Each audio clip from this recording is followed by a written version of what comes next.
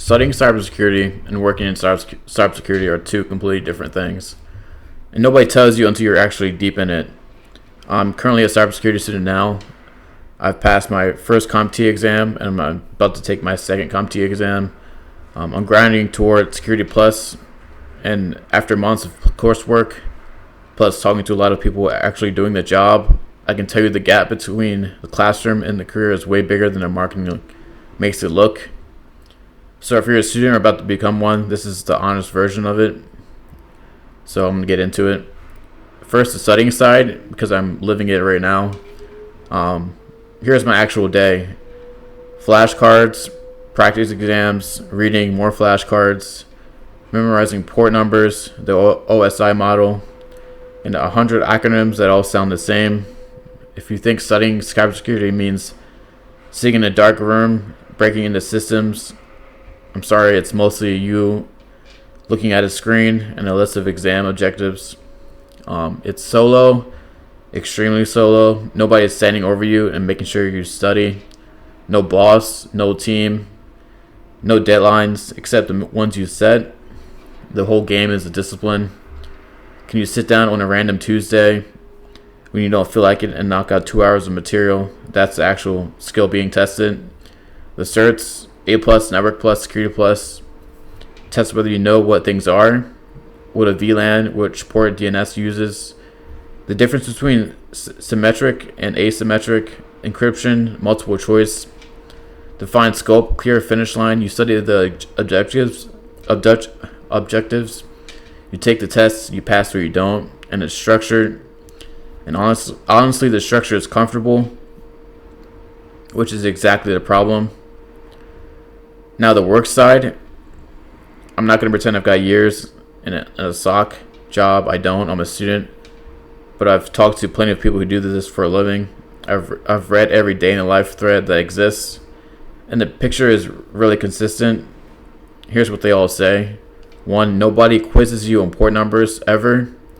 On the job, you look things up constantly. The skill isn't memorizing, it's knowing where to look, how to read documentation, and how to troubleshoot when nothing behaves the way the textbook said it would.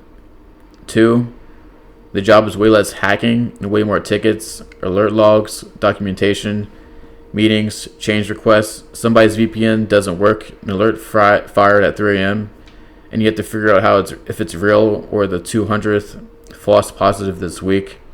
That's the job. Investigation and communication, not movie hacker stuff. 3, it's team-based and interrupt-driven. When you're studying, you control everything at work. You control nothing. You get pulled off to one thing to handle another. There are real stakes. Break something in production and people actually notice. Actual money is lost. There's no retake the exam. And 4, the big one, most people's first job isn't cybersecurity. I've made multiple videos about this. It's help desk, IT support, system admin work. And security is usually your third or second job, not your first. The degree in Certs get you into IT, then you learn your way into security by proving you understand how the systems work. Anyone selling you a 0 to SOC analyst in 6 months is selling you something. So is studying pointless? No. But you have to understand what it's actually for. Studying gives you the vocabulary and fundamentals. You can't troubleshoot what you can't name. When someone says check if it's a DNS issue, the studying is the why that sentence means anything to you. In the Certs, the real function is getting you past the HR filters. That's it. Security Plus on your resume gets a human to look at your application. It does not mean you can harden a server, and every hiring manager knows that. Cleanest way I can put it, studying builds knowledge, working requires skill, and knowledge is knowing what a firewall is. Skill is figuring out which of the 400 rules is silently blocking the thing that broke while someone's waiting on you. Passing the exam and doing the job are related, they're not the same. So if you're a student like me, here's how I'm trying to close the gap. So you can take this recommendation or just leave it. 1, labs over pure memorization. Flashcards get you through the exam.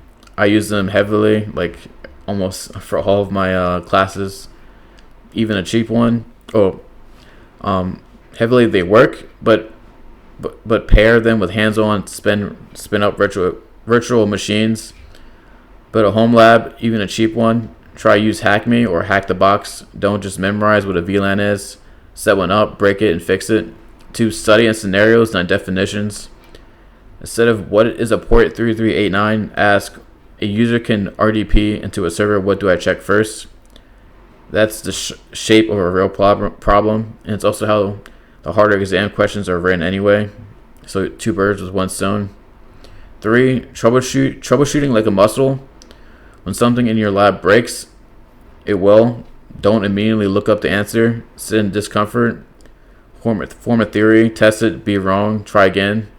The frustration you feel, that's the actual job. Get used to it now for free while nothing's on fire. 4. Get a real experience as early as you can.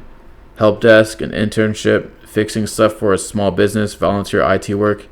Anything where a real human is depending on you. 1 month of that teaches you things no practice exam ever will. So if you're studying cybersecurity versus working in it, the studying opens the door. The habits you build while studying decide whether you survive on the other side of it. I make videos breaking down Certs, study material, and the whole journey as I go through it. So subscribe if that's useful for you. Follow my Instagram. And drop a comment if you're studying anything right now or already working in the field. I want to hear where the gap surprised you. Thanks for watching. Have a good one.